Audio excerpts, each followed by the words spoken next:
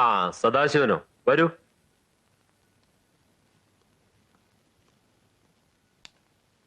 ഇരിക്കൂ. വരുമെന്ന് ദിനേശൻ വിളിച്ച് പറഞ്ഞിരുന്നു. ഞാൻ ആകെ അസ്വസ്ഥനാണ് തമ്പി. കുറെ ദിവസമായി ഞാൻ വിചാരിക്കുന്നു തമ്പിയെ കണ്ട് ഉടൻ തന്നെ ഒരു തീരുമാനമെടുക്കണമെന്ന്. എന്താ വിശേഷം? മറ്റൊന്നുമല്ല, സുനിതയും ദിനേശനും തമ്മിലുള്ള വിവാഹകാര്യം തന്നെ.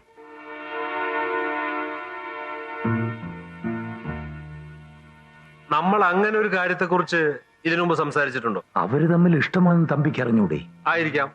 അതുകൊണ്ട് ഞാൻ അവളുടെ അച്ഛനാണ്, എനിക്കും ചില തീരുമാനങ്ങൾ ഉണ്ടാകുമല്ലോ. തമ്പി എന്താണ് പറഞ്ഞു വരുന്നതെന്ന് എനിക്ക് മനസ്സിലാവുന്നില്ല. തുറന്നു പറയാം, ദിനേശനും സുനിതയും തമ്മിലുള്ള വിവാഹം നടക്കില്ല. അവര് പരസ്പരം ഇഷ്ടപ്പെട്ടതല്ലേ? ഇത്ര പെട്ടെന്ന് ഇങ്ങനെ ഒരു മാറ്റത്തിന് അവർക്ക് സാധിക്കുമോ? നന്നായിട്ട് ആലോചിച്ചാണോ തമ്പി പറയുന്നത്? ഇനി ആലോചിക്കാനൊന്നുമില്ല. എന്റെ തീരുമാനത്തിൽ യാതൊരു മാറ്റവുമില്ല. വെറുതെ എന്നെയും എന്റെ മകളെയും പത്രവാർത്തകളിലേക്കും കവലപ്രസംഗങ്ങളിലേക്കും വലിച്ചിഴക്കരുത്.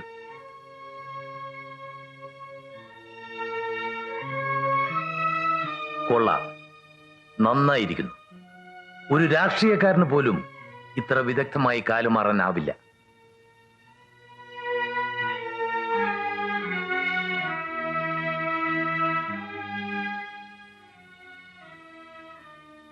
വരട്ടെ മോളെ.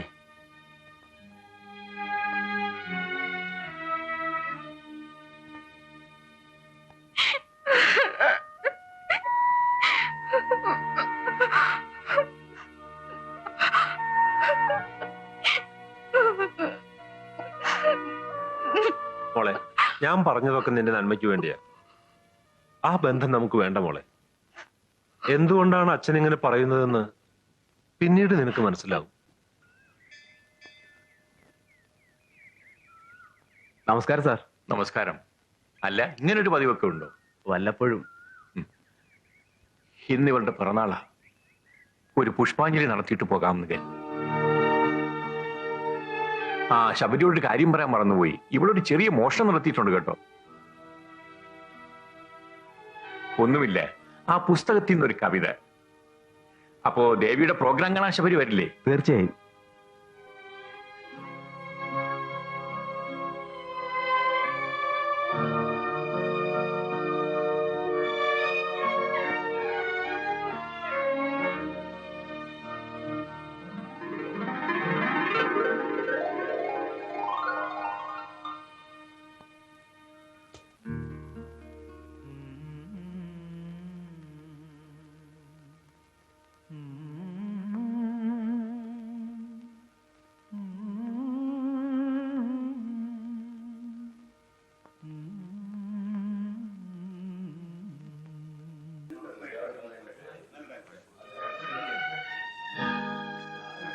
ചേട്ടാ, വളരെ നന്നായിരിക്കുന്നല്ലേ? വളരെ നന്നായിട്ടുണ്ട്.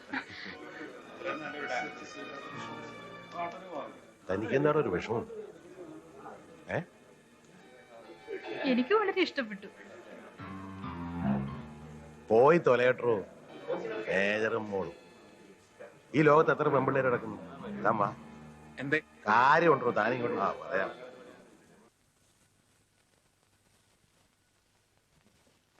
നമസ്കാരം. നമസ്കാരം.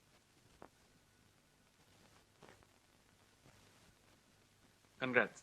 That was A good show. വളരെ നന്നായിരുന്നു. അടുത്ത കാലത്തെങ്കിലും ഇതുപോലൊരു പെർഫോമൻസ് കണ്ടിട്ടില്ല. നല്ല ശരീരം. സാറ് അടുത്ത കാലത്തൊന്നും ഡാൻസ് കണ്ടിട്ടില്ല അല്ലേ? എന്താണോ? ഒന്നുമില്ല. എന്നെ മനസ്സിലായില്ലെന്ന് തോന്നുന്നു.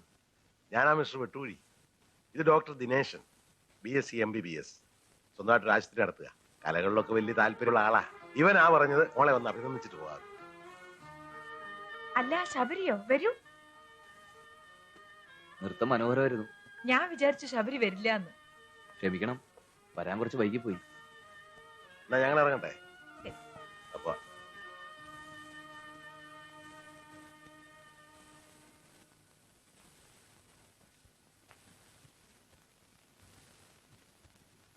എന്തെങ്കിലും ഉള്ളു തുറന്ന് സംസാരിക്കാന്ന് വെച്ചാൽ ഒന്ന് ആളൊഴിഞ്ഞ് കിട്ടിയിട്ട് വേണ്ടേ?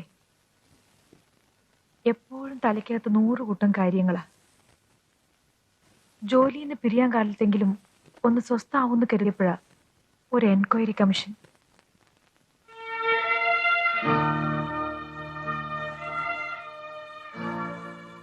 വല്ലാതെ റിസർവ്ഡ് ആയിരിക്കുന്ന ജീവിതം. നമുക്ക് ബന്ധുക്കളെന്ന് പറയാൻ അധികം ആരുമില്ലല്ലോ. മനസ്സിലുള്ളതൊക്കെ ആരോടാ ഒന്ന് തുറന്നു പറയാ? എന്നോട് പറഞ്ഞോളൂ മാലതി, ഞാനില്ലേ. ഇവിടെ വന്നാലെങ്കിലും മനസമാധാനം കിട്ടുമെന്ന് കരുതി.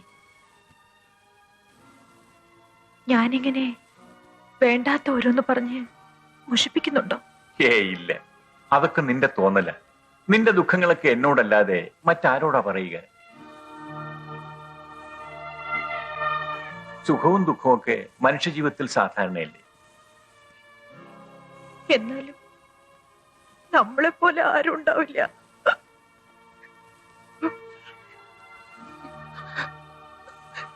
One two three four.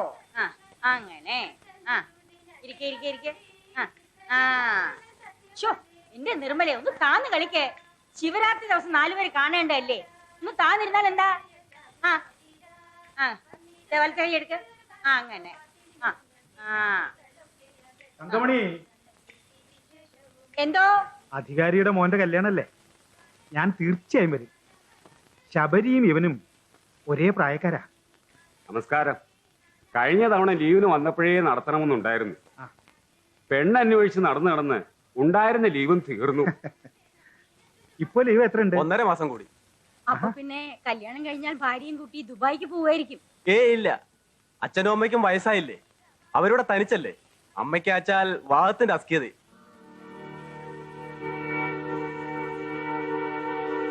ഇത് മാഷ്കുള്ളതാ. എന്താ ഇത്? കുറച്ച് തുണിത്തരങ്ങളാ. മാഷിത് വാങ്ങണം. വാങ്ങിക്കണം. ശബരിയുടെ കല്യാണക്കാരി ഒന്നും ആയില്ലേ? അതൊക്കെ അങ്ങോട്ട് ചോദിക്ക. വല്ല ഉദ്യോഗവും കിട്ടിയാൽ അതിന് പോവുമോ? ഇല്ല. ഇത്രയും വലിയ വീട്ടില് ഞാനും ഈ തങ്കമണിയും മുഖത്തോട് മുഖം നോക്കിയിരിക്കുക. ഒരു പെൺകുട്ടിയെ കൊണ്ടുവരണമെന്ന് പറഞ്ഞാൽ കൽപുത്രം കേൾക്കുവോ? അതും ഇല്ല. ഓരോന്നിനും ഒരു സമയമില്ലേ? എല്ലാം തലയിലെഴുത്ത് പോലെ നടക്കും. എന്നാ ഞങ്ങൾ ഇറങ്ങട്ടെ. ഊണ് കഴിച്ചിട്ട് പോയാ പോരെ? അതൊക്കെ ഇനി ഒരിക്കലാവാം. ഇനിയും ഒരുപാട് സ്ഥലത്ത് ക്ഷണിക്കാനുള്ളതാ. ശബരിയെ ഞാൻ പ്രത്യേകം ക്ഷണിച്ചെന്ന് പറയണം. ആ വരട്ടെ.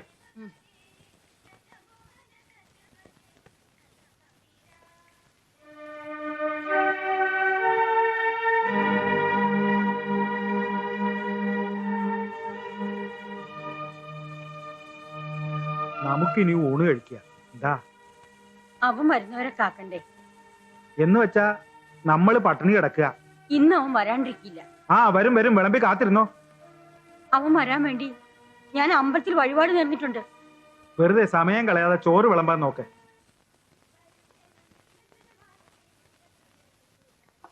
ദശരഥ മഹാരാജാവിന് ആറ്റുനോറ്റ് 4 സന്താനങ്ങളുണ്ടായി. അവസാന കാലത്ത് ആരും അടുത്തുണ്ടായില്ല. അതൊരു ശാപത്തിന്റെ കഥ. ഇന്നത്തെ കാലത്ത് എല്ലാ പിതാക്കന്മാരും ദശരഥന്മാരാണ്. വയസ്സുകാലത്ത് മക്കൾ ആരും അടുത്തുണ്ടാവില്ല. തങ്കമണി ഇരുന്നോളൂ.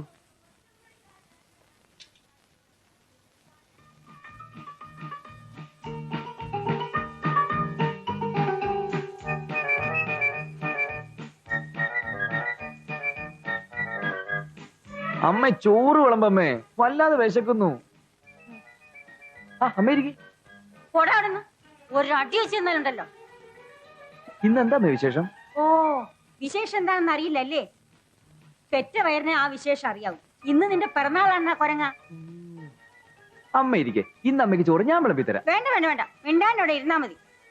അത്ര പൂതിയാണെങ്കിലേ നീ ഒരു കാര്യം ചെയ്. അമ്മയ്ക്ക് വെച്ച് വിളമ്പി തരാൻ ഒരു പെൺകുട്ടിയുടെ കൊണ്ട് നാക്ക്. അങ്ങനെ ഒരു പ്രയോജനമെങ്കിലും നിന്നെ കൊണ്ടുണ്ടാവട്ടെ. വീടായാലേ ഒരു ഒച്ചയും ബഹളവും ഒക്കെ വേണം. ഇവിടെ അതില്ല. ആ വിഷമം കൊണ്ടാ ഞങ്ങൾ ഈ പറയുന്നത്. എന്തോ ഒച്ചയും ബഹളവും ഇല്ലല്ലേ? അമ്മയുടെ ശിക്ഷണങ്ങൾ അവിടെ കിടന്ന് ചെവിട് പൊട്ടിക്കുന്നുണ്ടല്ലോ, അത് പോരായിരിക്കും. എന്നിട്ട് ഒച്ചയില്ല അന്ന്. ഓ, എനിക്ക് ചിരിയൊന്നും വരുന്നില്ല. പല പ്രാന്തുകളും പറയുന്നവനാ നീ. അതിന്റെ കൂടെ കല്യാണമേ വേണ്ടെന്ന് കേൾക്കുമ്പോ. കല്യാണമേ വേണ്ടെന്നൊന്നും ഞാൻ പറഞ്ഞിട്ടില്ല. ഈശ്വരോ രക്ഷതു, അത്രത്തോളം പുരോഗതി ഉണ്ടല്ലോ.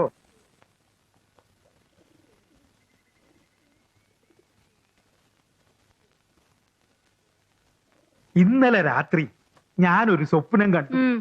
ഇവിടെ ഇപ്പൊ ഒരു സ്വപ്നത്തിന് കുറവേ ഉണ്ടായിരുന്നുള്ളൂ. നല്ല രസമുള്ള സ്വപ്നം. നമ്മുടെ ശബരി കല്യാണം കഴിച്ചിരിക്കുന്നു.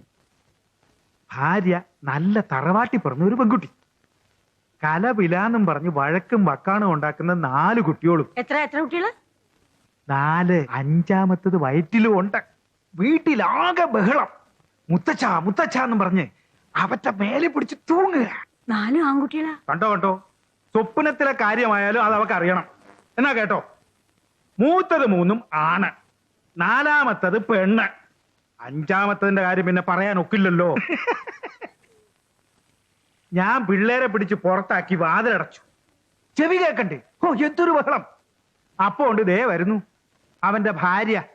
അവള് നാക്കിട്ടടിക്കാൻ തുടങ്ങിയപ്പോ ഞാൻ കരുതി. എന്ത് കരുതി? അവനെ കൊണ്ട് പെണ്ണ് കെട്ടിച്ചതേ അവതായിന്ന്. സ്വപ്നത്തിൽ കണ്ട കുട്ടികള് കാണാൻ നല്ല ചന്തമുണ്ടോ? അതിരിക്കട്ടെ, അവന്റെ ഭാര്യ എങ്ങനെയാണെന്ന് നീ എന്താ ചോദിക്കാത്ത? അവള് നല്ല സുന്ദരിയാവും. അതേമ്മേ, അവള് സുന്ദരിയാ, ഒരു മാലാഖയെ പോലെ. അച്ഛൻ്റെ ഒരു പഴയ സുഹൃത്തിന്റെ മകളാ. ആര്? ഒരു ജഡ്ജി, രാജശേഖരൻ നായർ. ഓ രാജനോ? ആ രാജൻ ഈയിടെ ഏതോ ഒരു അഴിമതി കേസ് അന്വേഷണത്തിന് ഇവിടെ വന്നിട്ടുണ്ടെന്ന് ഞാൻ പത്രത്തിൽ വായിച്ചല്ലോ. ആ തങ്കമണിക്ക് ഓർമ്മയില്ലേ, നമ്മളന്ന് രാമേശ്വരത്ത് പോയിട്ട് വരുമ്പോ ട്രെയിനിൽ വെച്ച് കണ്ടില്ലേ രാജശേഖരനും ഭാര്യയും മോളും? നന്നായിട്ട് ഡാൻസ് ചെയ്യുന്നു അല്ലേ?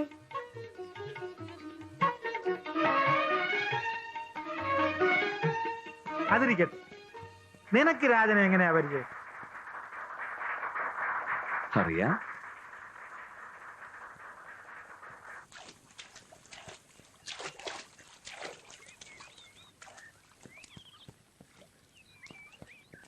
തന്നെ പോലുള്ള സാഹിത്യകാരന്മാർക്ക് നല്ല വാർത്തകള് വെള്ളത്തിൽ കിടന്ന് കേൾക്കാനാ യോഗം.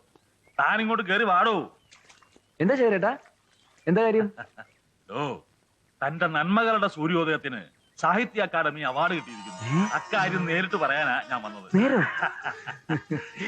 വിട് ചേരേട്ടാ, ഞാൻ ഈ തുണി ഒന്ന് മാറ്റിക്കോട്ടെ. ആ കലാകാരന്മാരും ബുദ്ധിജീവികളും ഒന്നും മറച്ചു വെക്കാൻ പാടില്ല, പ്രത്യേകിച്ചും വലിയ പുരസ്കാരങ്ങൾ നേടിയവര്. ആ ശരി, ഒരു ഫോട്ടോ എടുത്തു. വേഷമൊക്കെ ഇത് മതി. ഇപ്പൊ എന്തു പറയുന്നു മാഷേ? ഇവൻ നന്നാവും, ഇനിയും നന്നാവും. ഈ അവാർഡും ഇവാർഡും ഒക്കെ അവനെ കേടുവരുത്തേ ഉള്ളൂ.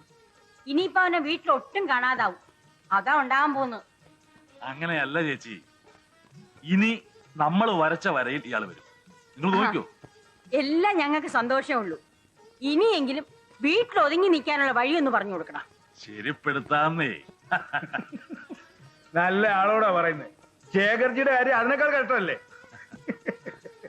മക്കളെ ഒരു നല്ല കുടുംബജീവിതം നയിക്കുന്നത് കാണുക വെച്ചാൽ അതൊരു ഭാഗ്യം തന്നെയാ മാഷേ. പക്ഷെ അത് മാത്രമല്ലല്ലോ ജീവിതം. ഉദ്യോഗം ഭരിച്ചത് കൊണ്ടോ ഒരു ശരാശരി കുടുംബജീവിതം നയിച്ചത് കൊണ്ടോ ഈ ലോകത്ത് ആരും മഹാന്മാരായിട്ടില്ല.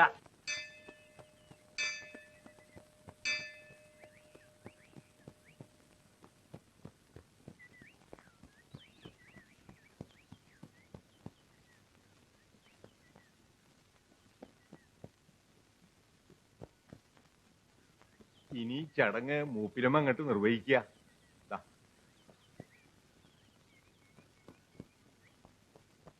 മാണിക്യ വീണാമുപലാലയന്തീം മദാലസാ മഞ്ജുള വാക്വിലാസാം മാഹേന്ദ്ര നീലദ്യുതി കോമളാംഗീം മാതംഗ കന്യാ മനസാ സ്വരാമീം ചതുർഭുജേ ചന്ദ്രകലാവതംസേ കുചോന്നതേ കുങ്കുമരാഗശോണേ കുണ്ട്രേഷു പാശാങ്കുച പുഷ്പപാണ ഹസ്തേ നമസ്തേ ജഗദൈക മാതാ.